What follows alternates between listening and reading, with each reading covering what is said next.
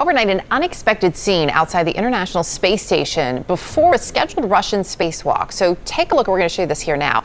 That's a leak springing from the Russian Soyuz spacecraft, and that led to all these plans being called off.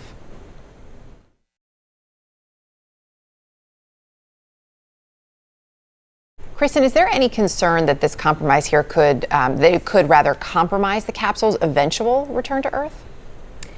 Yeah, that's definitely a concern. I mean, this is the spacecraft that took 2 Russian cosmonauts and 1 NASA astronaut, Frank Rubio, up to the International Space Station just a few months ago. It's slated to return them back to Earth in March. So, and this spacecraft is also used as kind of an emergency. الحقيقة أنت مش بتؤمن بالعلم، أنت عندك عقدة اسمها تصديق الخواجة الأجنبي في كل ما يقوله. أنت ما سافرتش على فكرة، طلعت بره وشفت إن الأرض كروية، أنت قالوا لك الكلام ده، قالوا لك أدي الفيديوهات وأدي الصور وأنت صدقتهم، فأنت في الحقيقة مقلد له، فأنت تقلد مصدرا بشريا يعتريه الخطأ وكل شوية بيطلع يعمل نظرية ويقول لك معلش أنا آسف والله النظرية القديمة طلعت غلط والنهارده بنصلحها بنظرية جديدة، وأنت برضه ماشي معاها بدعوى انك بتصدق العلم.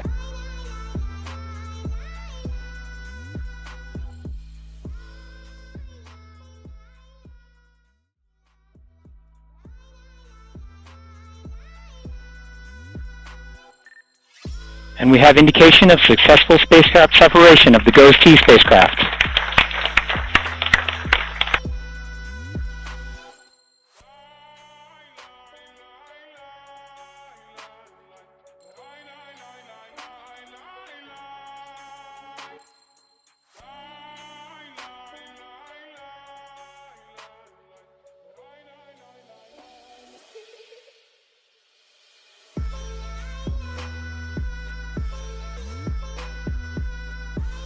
I'm ready for you to come on in. Okay. Click. Do I have a quick administration stick-free grip? PRT's in, PGT's in. Dave Williams about to move out of the Quest airlock. Those particles that you see emanating from the airlock is said by the Dragon separation confirmed. Phenomenal. So with that, Sirius 25 away from Falcon 9's second stage. Loading away from Falcon 9's second stage.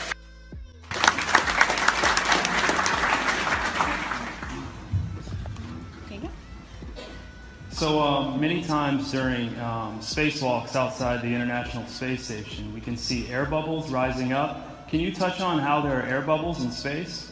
Can you be more specific? Air bubbles? So yeah, like a lot of times during the footage, the NASA footage, you can see bubbles coming up out of the helmets or kind of from underneath you.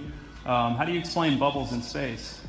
Yeah, I'm not sure exactly what you're talking about. You might, now sometimes you get water in the helmet, and it's either you know, from sweat or from the cooling garments. And you know, in some of my spacewalks, I had like water in the helmet, not like I was going to drown in the helmet, but just little bits of water probably came from sweat. Often on the outside of the space station, you'll liberate little pieces of, you know,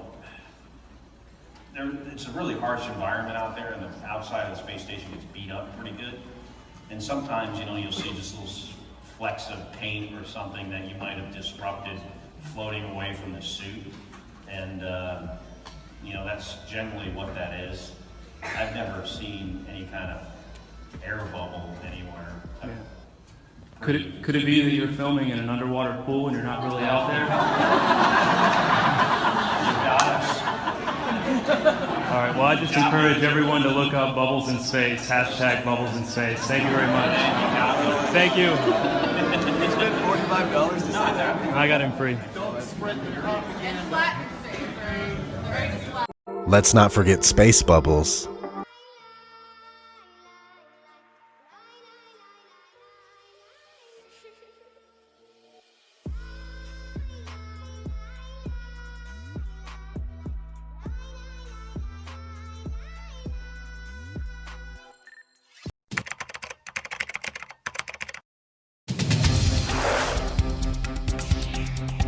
This actually is a serious story about a pretty harrowing spacewalk outside the International Space Station. The search for what went wrong is well underway right now, and we get the unbelievable details from ABC's Gina Sinceri of Houston.